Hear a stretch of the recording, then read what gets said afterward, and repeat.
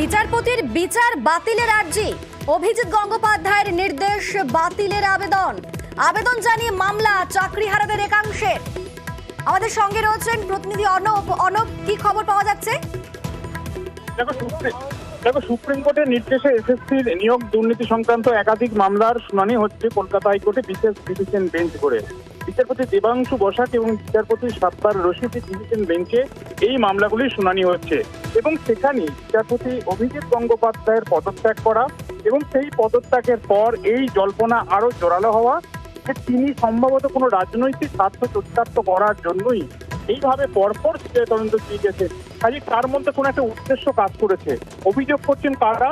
চাকরি হারাদের একাংশ, এবং চাকরি হারাদের একাংশের তরফে এই নতুন মামলা করা হলো কলকাতা হাইকোর্টে।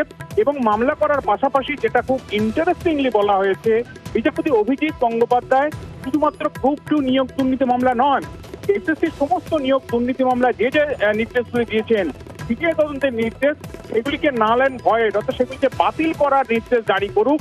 এবং যে রিট পিটিশনের প্রেক্ষিতে এই মামলাগুলি করা হয়েছিল সেই রিট পিটিশনটাকেও বাতিল করা হোক। সেক্ষেত্রে লক্ষ্মী টুঙ্গা হোক, সন্দীপ প্রসাদ হোক, এই ধরনের যে বিভিন্ন মামলাগুলির সূত্রে 2021 সালের নভেম্বর মাসে প্রথম সিবিআই তদন্তের নির্দেশ বিচারপতি অভিজিৎ গঙ্গোপাধ্যায় দেন, সেই লক্ষ্মী টুঙ্গার মামলা বাতিল করার আবেদন করা হয়েছে।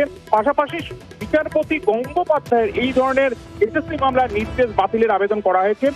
কাল এই সপ্তাহেতে আমরা জানি কালকে রয়েছে বিচারপতি দেবাংশু বসাকের ডিভিশন বেঞ্চের মামলা শুনানি, এবং সেখানেই এই মামলা শুনানির জন্য আসতে পারে বলে আমরা আইনজীবী সূত্রে জানতে পারছি।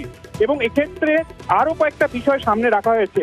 বিচারপতি থাকাকালীন বিচারপতি অভিজিৎ গঙ্গোপাধ্যায় কি মন্তব্য করেছেন, তিনি বহরমপুরে কি মন্তব্য করেছেন, তিনি রানী রাসমণি অ্যাভিনিউর একটি অনুষ্ঠানে কি মন্তব্য করেছেন, এই বিভিন্ন মন্তব্য, তার বিভিন্ন সংবাদ মাধ্যমের কাটিং, সেগুলিকে যেমন মামলায় অ্যানেক্স করা হয়েছে, একই সঙ্গে বিচারপতি পদে পদত্যাগ করার পরই যে সাংবাদিক সম্মেলন করে তিনি বিজেপিতে যোগদান করছেন, কেন করছেন, তার বিস্তারিত, এই সব মিলিয়ে বিচারপতি অভিজিৎ গঙ্গোপাধ্যায় তিনি বায়াসড, অর্থাৎ তিনি পক্ষপাত দুষ্ট, তাই তার নির্দেশগুলিও সেগুলি পুনর্বিবেচনার পর সেগুলি বাতিল করা হোক, এই মর্মে নতুন এই মামলা হলো। লক্ষ্মী টুম্বা গ্রুপ 3 নিয়োগ দুর্নীতি সংক্রান্ত মামলার প্রেক্ষিতেই নতুন মামলা হলো, এবং এই মামলা বিচারপতি দেবাংশু বসাকের ডিভিশন বেঞ্চে কালই হয়তো শুনানির জন্য আবেদন আকারে আসতে পারে। বেশ, ধন্যবাদ অর্ণব।